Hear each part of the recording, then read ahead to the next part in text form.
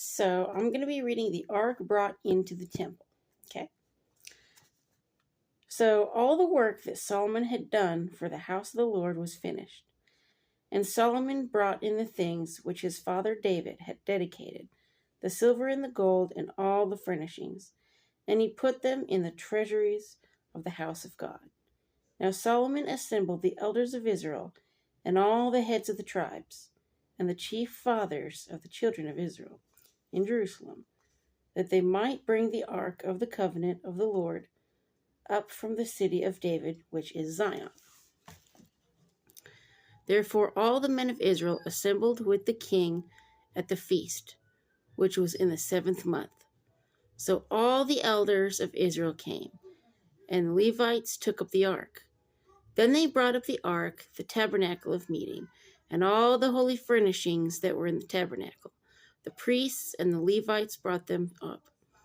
Also King Solomon and all the congregation of Israel who were assembled with him before the ark were sacrificing sheep and oxen that could not be counted or numbered for multitude. So they were on top of it. They were like, this is what we want to give, okay?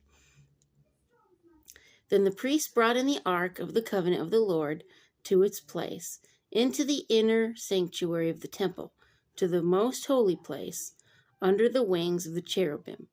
For the cherubim spread their wings over the place of the ark, and the cherubim overshadowed the ark and its poles. The poles extended to that the ends of the poles of the ark could be seen from the holy place, in front of the inner sanctuary, but there could not be seen from the outside, and they are there to this day.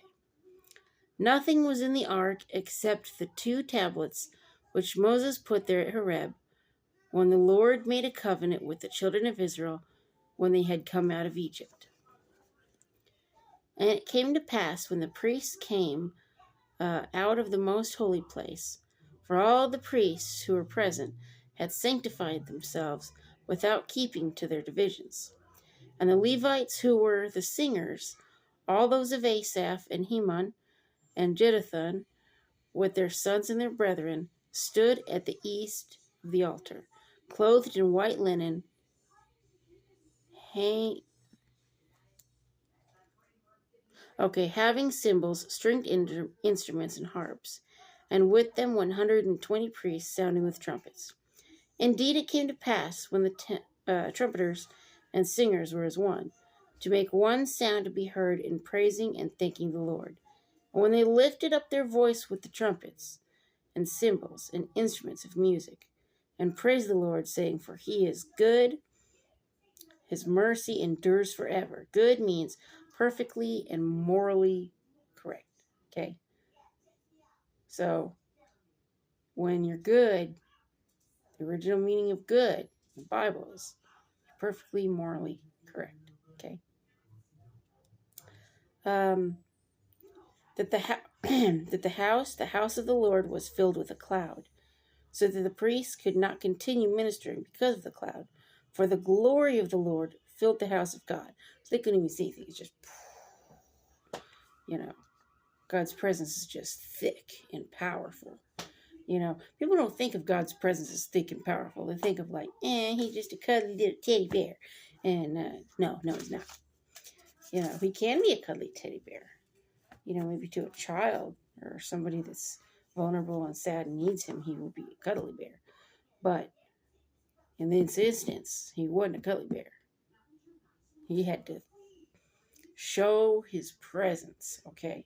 So, the next thing we're going to be reading is Solomon's prayer of dedication, okay? So, it's kind of like when you go to church and the congregation prays about, dedicating your child to the Lord, and the whole church family community comes up and says, hey, we're going to, help raise this child in the Lord, okay? Did that with both my girls, so they're both saved, so, they're going to be in heaven with me when that day comes, okay? So, but thumbs up, like, and subscribe, and peace.